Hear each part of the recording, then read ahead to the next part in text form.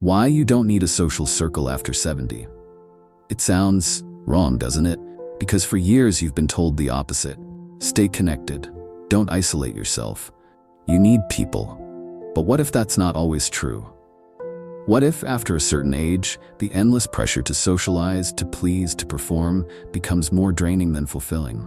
And what if in solitude, you could actually find more peace, clarity, and happiness than you ever did in a crowd?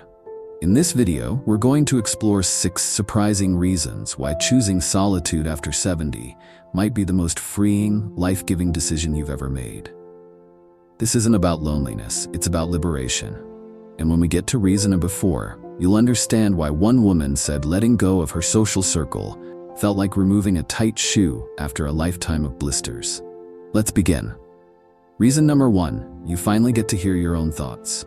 For most of your life, you were surrounded by noise. Family, friends, co-workers, conversations, opinions. Everyone had something to say. And somewhere in that mix, your own voice got quieter. But solitude, it gives you space to hear it again. Let's take Annalise, 76, from Salzburg. She used to host Sunday lunches, book club meetings, family calls twice a day. But after her husband passed, she stopped trying to fill every empty moment. At first, it felt like silence, but then it felt like relief. I didn't know how exhausted I was, she said. Now I have time to ask myself what I actually think, what I want. Here's the truth. After 70, your mind craves rest more than reaction. Not because you're antisocial, but because you finally earned the right to be selective. To choose peace over people-pleasing. To let your mind settle and your true self emerge. Because the world spent years shaping who you had to be. But solitude, it reveals who you are. Reason number 2, you're no longer performing for approval. Think about it. How many friendships were built on obligation? How many conversations felt more like small talk than real talk? Let's talk about Martin, 79, from Amsterdam. For decades, he was the nice one. Always smiling, always saying yes, even when he didn't want to. Even when his body ached or his heart wasn't in it. After retirement, the invites slowed down, and at first it stung. But then he realized something. He didn't miss those events. He only missed the feeling of being needed. And when he let that go, he found peace. Here's what happens after 70. You no longer need to prove your worth. Not with clever stories, not with how often you're invited, not with how fun or useful you are in a group. Solitude removes the audience, and without it, there's no script. You wake up, drink your tea, and live your day for you. Not for applause, not for approval, just because it feels good. And that is freedom many never find. Reason number 3, solitude gives you time to heal. In ways people can't toint. There are wounds that medicine can't touch, disappointments, regrets, quiet heartbreaks that come with time. And sometimes being surrounded by people only hides the pain. It doesn't help it heal. Let's talk about Helena, 82, from Prague. She lost her sister 4 years ago. Everyone told her to stay busy, stay social, keep moving. But every gathering, every laugh, felt like noise over a quiet ache. So she stopped pretending. She spent time in her garden, walked slowly through the old town. She wrote letters she never sent, prayed without words. And one day she said, I stopped hurting so loudly. Here's the thing. Healing takes stillness. And after 70, the losses add up. Friends, routines, old identities. You need space to feel it, to sit with it, to release it, not bury it under birthday dinners and polite smiles. Solitude is not emptiness, it's a sanctuary. And in that space, grief becomes grace.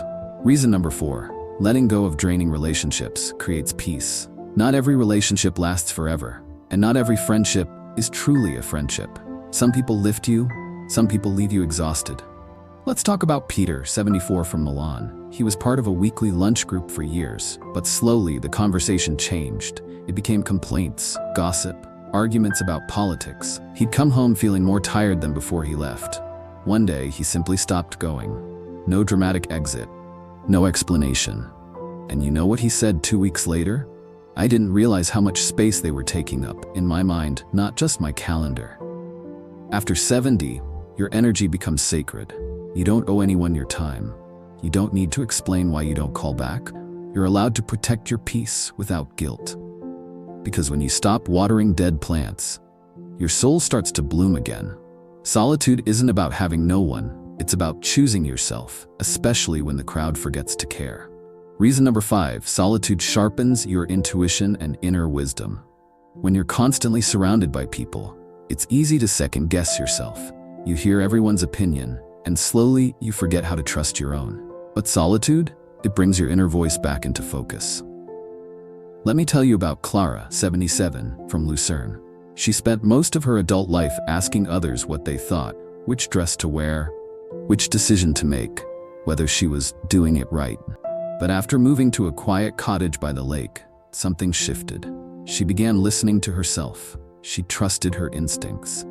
And for the first time, she said, "I don't need someone else to tell me who I am." Here's what happens with time. The older you get, the more your intuition becomes your compass. It tells you who to avoid, what to pursue, when to rest, and when to act. But you can't hear it in a room full of noise. You hear it in silence, in solitude. And that's where the real wisdom lives. Not in crowds, but in quiet knowing. Reason number 6, you realize you were never truly alone, just finally aligned with yourself. There's a difference between being alone and feeling lonely. Solitude isn't about isolation, it's about alignment. Let's talk about Andreas, 80, living near the coast in Portugal. He spends most of his days reading, walking along the beach, cooking for one. And people often ask, "Don't you get lonely?" His answer? "I've never felt more connected to myself, to nature, to life." Here's why. In solitude, you start to see the world differently. You notice the sky. You hear your own breath. You laugh at your own jokes. You feel your own presence, not as a shadow, but as company. And the deeper truth? Sometimes we spend decades trying to belong to others, when the peace we were searching for was always found in belonging to ourselves. So if your circle has grown smaller, if your phone doesn't ring like it used to, that's not loss, that's clarity. Because the best company at this stage of life might just be the person you've become. Final thoughts. Solitude, after 70, isn't emptiness, it's enlightenment. If you've made it this far, you already know this isn't about pushing people away. It's about finally making space for yourself. Because after years of showing up for others, there comes a time to come home to you. Solitude isn't the enemy. It's not a punishment. It's a gift, one that allows you to rest, reflect, and reconnect with the parts of yourself that were buried under noise. You don't need to explain it to anyone. You don't need to defend your quiet. Because some of the happiest, longest living people on this planet aren't surrounded by crowds. They're surrounded by peace. So if this video gave you a new way to see your own life, drop the word peace in the comments. Let us know which part spoke to you most.